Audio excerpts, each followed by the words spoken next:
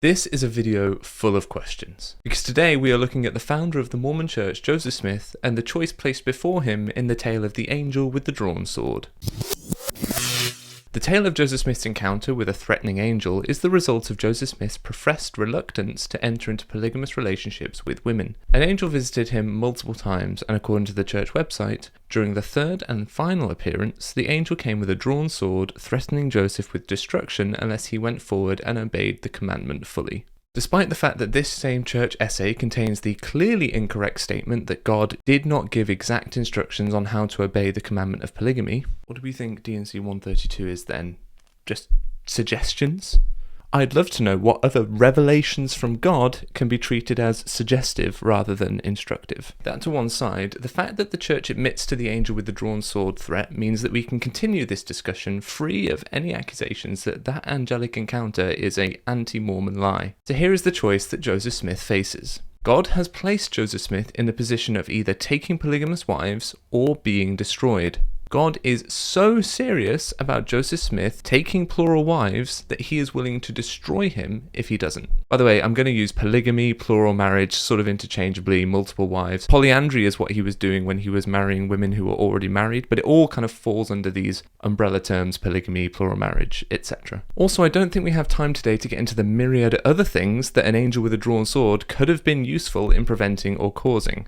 But feel free to use your imagination and let me know what you come up with in the comments. Now you might say, okay, so what's the issue? Surely it is better that these women enter into polygamy than a man be destroyed, right?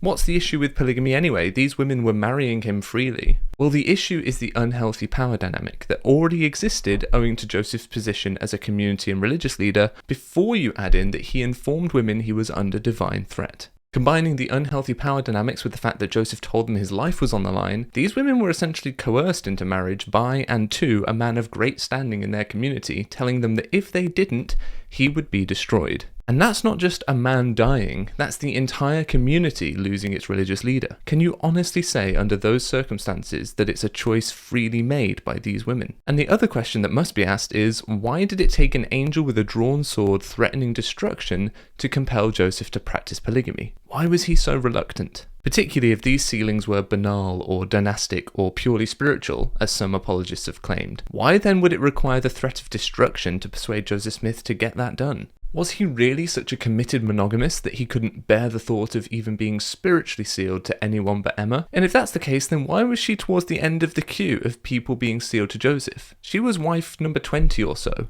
Could it be that he wasn't really reluctant, but perhaps created the idea of an angelic threat to try and create a parallel with the women that he was propositioning? And what I mean by that is, he can essentially say, yes, I know I'm asking you to do something that you don't want to do, but hey, I don't want to do it either, but God is compelling me to. And he really means it, because he's threatening my life. In this scenario, he essentially would get to use God as a scapegoat, and the problem is, the women can't know if the angel ever did actually appear to him. They just have to take Joseph's word for it. And as we've already discussed, there is a lot that swings in Joseph's favour given his standing in the community when it comes to people believing him, or certainly when it comes to not publicly challenging what he says. I'm sure some of these women weren't thrilled about it and maybe even made that known, but ultimately, they did capitulate. So if the angel didn't appear to him, we can see how him saying it did would help him get his way and convince these women to enter into relationships with him. If the angel did appear to him, then why didn't it come back when Joseph failed to achieve one of the key objectives of plural marriage, which is to multiply and replenish the earth, or simply put, have children,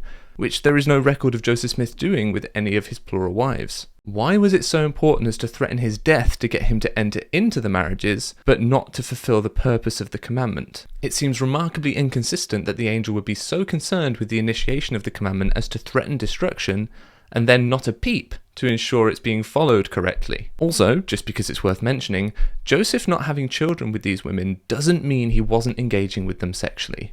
If you can't work out how it's possible that he was having sex with them but managing to avoid having children with them, I can't help you there, and I can't really tell you to Google it either. Now, like I said at the start, this is a video of many questions, and I hope you get a chance to sit with them and draw your own conclusions. And here's one final question for you. Would you like to see more videos? Because if so, I've got great news. YouTube thinks you'll like this one right here. And then there are the videos that the YouTube algorithm will never get its grubby little mitts on that are available exclusively on my Patreon. Even the cheapest tier gets early ad-free access to the ones that YouTube does eventually see, so why not check it out? Plus, an angel with a drawn sword said that if you don't join my Patreon, I'll be destroyed. You see how that works, right?